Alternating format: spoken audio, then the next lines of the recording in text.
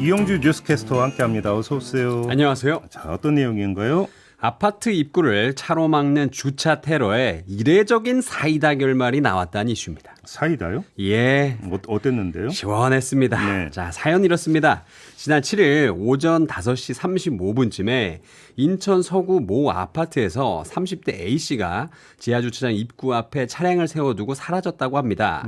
A씨는 지인 명의의 승합차를 몰고 주차장으로 들어가려다 이 경비원이 미등록 차량이란 이유로 진입을 막자 그대로 시동을 끄고 떠났는데요. 네. 다행히도 A씨가 주차한 방문자용 입구 옆에는 입주자용 입구가 따로 있어서 임시로 차량이 왔다 갔다 할 수 있었지만 10시간 넘게 한쪽 출입구를 막은 상황이 지속됐다고 합니다. 경찰도 출동했다면서요? 예, 결국 이 경찰이 신고를 받고 현장에 오게 됐는데요. 경찰은 장시간 고심 끝에 견인차를 불러 입구를 막은 승합차를 완전히 치워버린 후 경찰서로 옮겨 압수했다고 합니다. 네. 그간 비슷한 사건들이 발생했을 때 경찰이나 담당 구청이 문제 차량을 견인하지 못한 것과는 완전히 다른 결과였던 것이죠. 압수를 했다? 예. 어떻게 그럴 수가 있었던 걸까요? 경찰은 CCTV 영상과 관계자 진술들을 확보해서 업무 방해 혐의를 적극적으로 적용했습니다. A씨가 차량으로 아파트 입구를 막아 경비원의 주정차 관리 업무 등을 방해한 점과 이에 따라 아파트 단지 내 통행이 차질이 빚어진 점에 주목했는데요. 형법 제314조는 위력으로서 사람의 업무를 방해한 자를 5년 이하의 징역이나 1,500만 원 이하의 벌금에 처하도록 규정하고 있습니다. 지금 업무 방해죄의 증거물이다 이렇게 봤던 거군요. 예, 맞습니다. 게다가 아파트 관리사무소 측은 A씨가 이 과거에도 여러 차례 미등록 차량으로 입차한 이력을 제시하면서 아파트 관리 규약을 위반했다고 주장했습니다.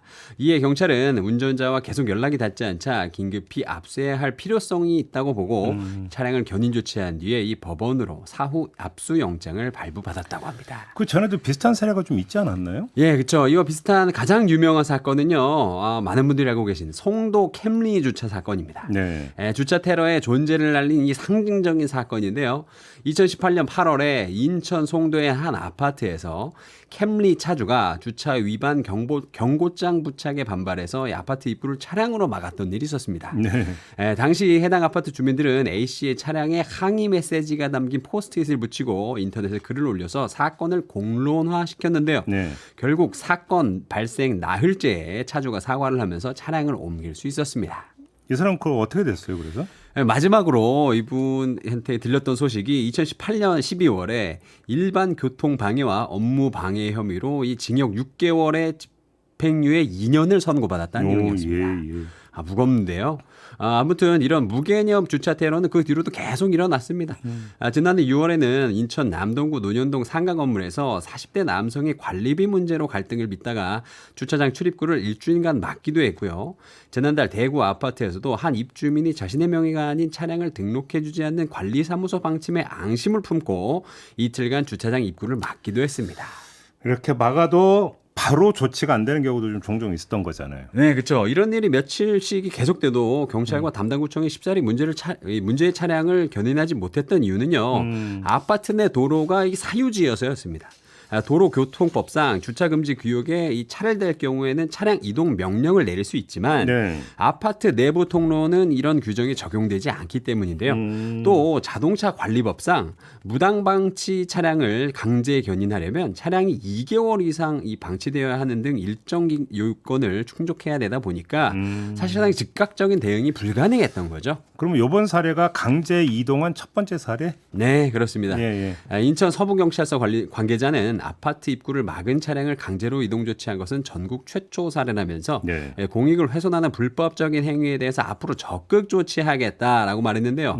그동안 이런 일 생기면 이러지도 못하고 저러지도 못하고 막 고구마 100개 먹은 것처럼 답답했는데 이번 일을 본보기로 사이다 같은 이런 결과를 보고 나서는 비슷한 일 다시는 일어나지 않았으면 좋겠습니다. 네. 네.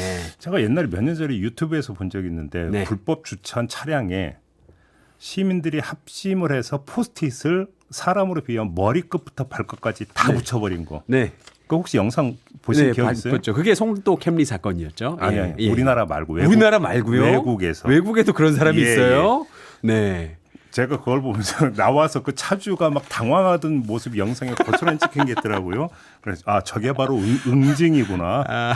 네, 이런 얘기를 했는데 네. 이동우님 정말 상식대로 삽시다라고 네. 말씀해 주신 진짜 상식대로 좀 삽시다. 정말로요. 왜 이러십니까? 예. 네, 이런 걸 보고 강짜 부린다고 하는 거 아니겠습니까? 이렇게 사시면 안 됩니다. 맞습니다. 네.